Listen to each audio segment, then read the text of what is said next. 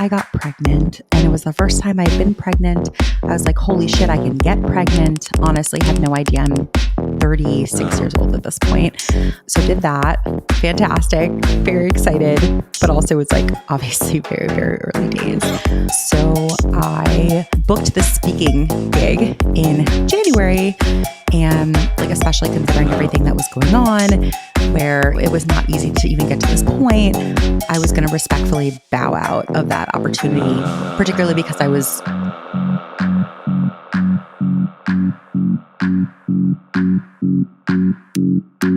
Hey guys, welcome back. This week, it's just me. I actually just had a pretty wild experience happen that I thought would just be perfect to talk about with you today. So for any of you guys who are new, I welcome you to the show. We normally have a lot of interviews, but sometimes occasionally we'll do more of like a solo episode. So if this is your first one, welcome to that. This show is sponsored by Women in Influencer Marketing, better known as WIIM, the best online community for the creator economy. You will meet fellow influencer marketers, you'll meet brands, you'll meet talent agencies to talk shop, get hired, and even find a mentor. When you become a member, do not forget to check out all of our incredible resources. For example, we have dozens of masterclasses from the top voices at TikTok, at YouTube, award-winning agencies, and women who are paving the way for us all. So if you want the chance to network with a who's who in influencer marketing, check out what it takes to become a member. Make more money and have fun doing it. Visit iamwim.com/join. That's iamwim.com/join today. And I so look forward to seeing you more around the community. Anyways, you guys, okay, so here's what happened. I had a speaking engagement that I was booked for in January of 2024. So they obviously booked it in 2023 towards the end. For those of you who aren't aware, because I've definitely shared about it on this podcast in WIIM, et cetera, I've been trying to get pregnant for probably going on about 2 years at this point. I'm very open about my journey and the process of going through fertility treatments, and like I'm an open book about that stuff because I think more women need to be open about that. Okay, so anyways, I had been trying for a long time. Cut to like December of 2023, and I was pregnant. I got pregnant, and it was the first time I had been pregnant. I was like, holy shit, I can get pregnant. Honestly, had no idea. I'm 36 years old at this point. So did that. Fantastic. Very excited. But also it's like obviously very, very early days. So I booked the speaking gig in January, and like, especially considering everything that was going on, where, you know, it was not easy to even get to this point, I was going to respectfully bow out of that opportunity, particularly because I needed to travel to Vegas at that point. So I wanted to email them and kind of let them know that unfortunately I needed to bow out.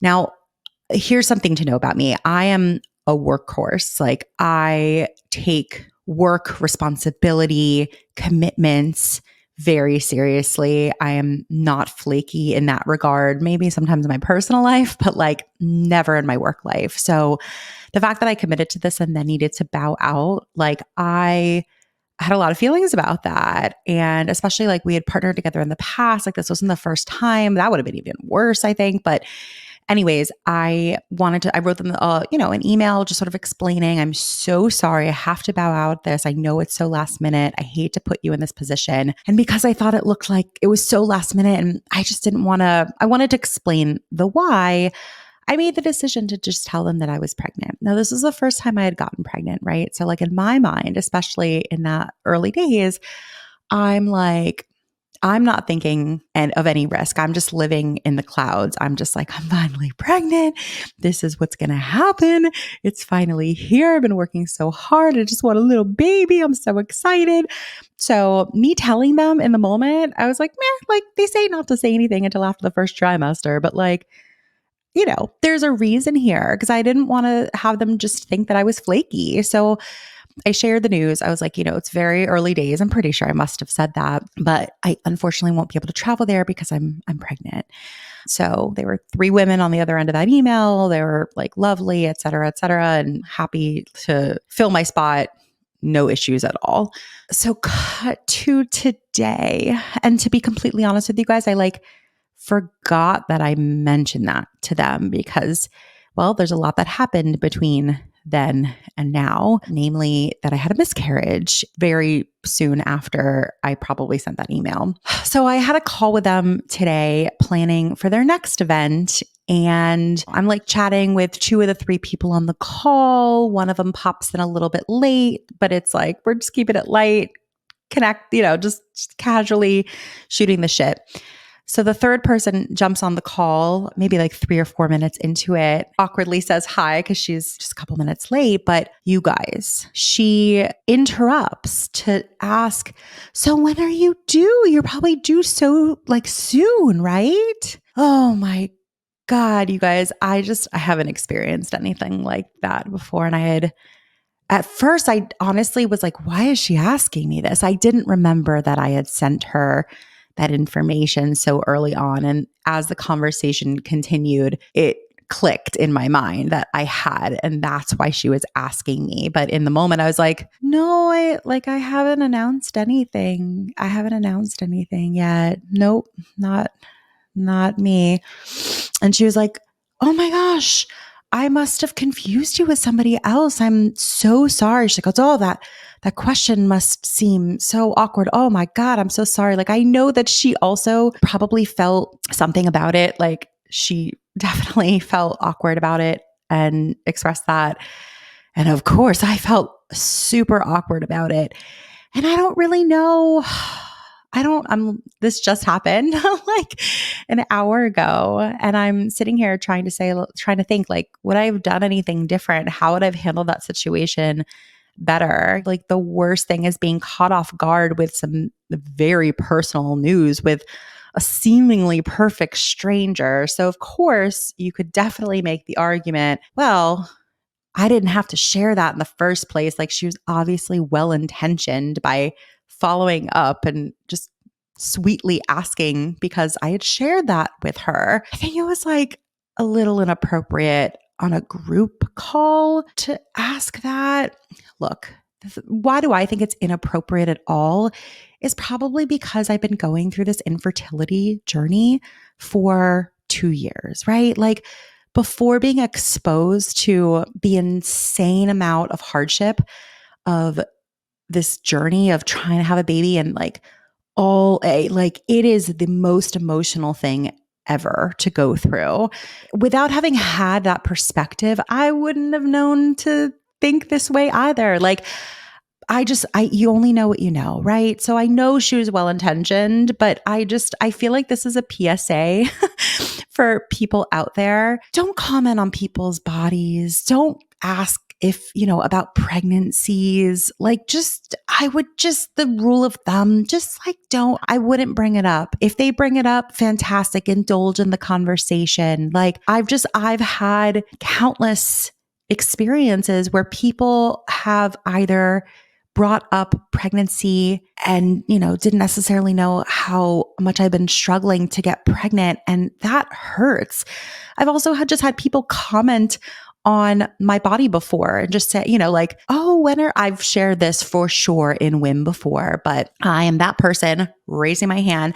I carry all of my weight in my stomach. That's just how I'm built. That's in my DNA. And I have had not just one time, but a couple times, probably even 3 times in my life, in my 37 years on this earth, where people have said to me, oh, when are you due? Because they looked at my stomach and thought that I was pregnant. Now, that is a whole separate thing. That is a whole level of stupidity and fucking insanity that like I'm not even going to entertain on this show because you should never do that. That's insane. We're talking about perfect strangers here. Like I think those people are delusional and like actually have something wrong with them. You don't do that. You don't go up to a perfect stranger and ask them when they're due. You just don't. I don't know you. Don't fucking comment on my body. Get the fuck out of here, right? So that's one thing that's happened to me. This is like a little bit of the history, right? But even the subtle thing, I think, in what happened today, which is I had shared this information with her, you know? So, like, I understand. Totally understand where she was coming from. And I know she was only coming from a good place. But even then, and I think that's the important information that I want to get across, I don't think it's appropriate to ask unless the person brings it up. Why? Because I have gone through so much ups and downs, a miscarriage. Miscarriages happen to what, 1 in 4 women? I've known so many people who have had early miscarriages, late stage miscarriages. It is such a wild journey. And sure, there are women who get pregnant and have the baby and their pregnancy is easy and their delivery is wonderful. And it's ignorance, not knowing the other side. I feel like there's like this, I mean, I know there's this negative connotation about ignorance. Ignorance just means you don't know. So I express the word ignorance with that meaning behind it. No judgment. She just probably didn't know was well-intentioned. Quick question for you guys. How much do you love redlining agreements? Yeah, me too. Let me tell you about our latest sponsor called Caveat. So Caveat with K is an AI-powered contracting platform that simplifies and automates your contracts. It'll hugely improve the way that you review partnership agreements.